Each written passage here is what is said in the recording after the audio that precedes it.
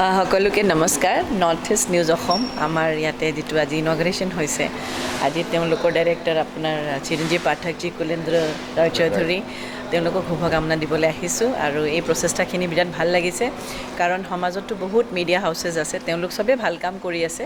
তাৰ মাজতে আপুনি সত্য আৰু নিষ্ঠাৰে কাম কৰিব লাগিব। আৰু মেকিং আৰু ব্ৰেকিং নালাগে, কাৰণ মেকিং আৰু ব্ৰেকিং নচলে বেছি দিন। যোনে সত্য আৰু নিষ্ঠা ৰাস্তাত থাকে, সৎ কথা দেখায়, ভাল কথা দেখায়, পজিটিভ নিউজ দেখায়, যিটো নিউজেৰে আমাৰ অসম আগবাঢ়ি যাব, নৰ্থ ইষ্ট আগবাঢ়ি যাব, আমাৰ ভাৰত আগবাঢ়িব, আত্মনিৰ্ভৰ অসম আৰু নৰ্থ ইষ্ট আমি ক্ৰিয়েট কৰিব পাৰিম, সেইবোৰ নিউজ, এইবোৰ খবৰ আমি দিব লাগিব। আৰু আশা কৰোঁ তেওঁলোকে এই পথত যাব।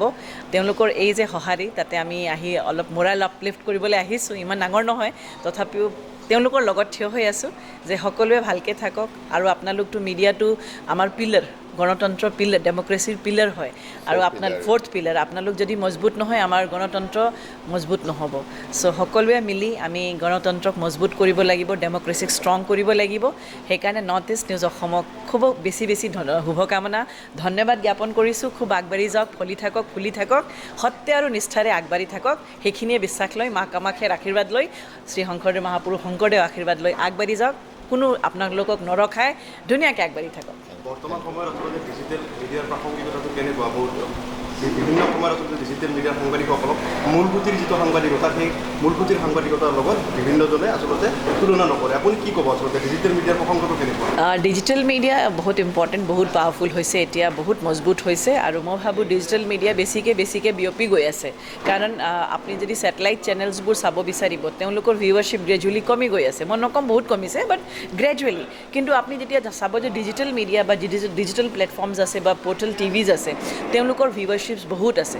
চ' মই ভাবোঁ যদি এইটো অনেষ্টলি কামখিনি কৰোঁ, যেনেকৈ মই কৈছোঁ, আৰু সত্য আৰু নিষ্ঠাৰে ৰাইজৰ সকাহ দিব পাৰোঁ, ৰাইজৰ কথাখিনি আমি ভালকৈ দাঙি ধৰিব পাৰোঁ, তেনে ৰাইজে কানেক্ট কৰিব আপোনালোকৰ লগত। আৰু কানেকশ্যন মানে ভিউৱাৰশ্বিপ, আৰু ভিউৱাৰশ্বিপ মানে আপুনি আৰু ষ্ট্ৰং হ'ব আৰু মজবুত হ'ব। চ' মই ভাবোঁ ডিজিটেল মিডিয়াৰ বহুত স্ক'প আছে, ডিজিটেল প্লেটফৰ্মৰ বহুত স্ক'প আছে। কিন্তু হাউ ইউ কেৰি ইট, আপুনি কেনেকৈ সেই বস্তু, অস্ত্ৰ আমাৰ কাৰণে অস্ত্ৰ হয়, কেনেকৈ আপুনি কেৰি কৰিব পাৰে। যদি অস্ত্ৰক আমি ভালকৈ ইউজ কৰিব নোৱাৰোঁ, তেনেহ'লে ফেইলিয়াৰ হ'ব। বাট মই ভাবোঁ ডিজিটেল প্লেটফৰ্মৰ বহুত স্ক'প আছে। আৰু বিশেষকৈ নৰ্থ ইষ্ট নিউজ অসমৰ কাৰণে শুভকামনা, আপোনালোকৰ কাৰণে বহুত স্ক'প আছে, ৰাস্তা লম্বা আছে, আগবাঢ়ি যাওক। সত্য, বিশ্বাস আৰু সততাৰে ৰাইজৰ স্বাৰ্থ। North east news Assam.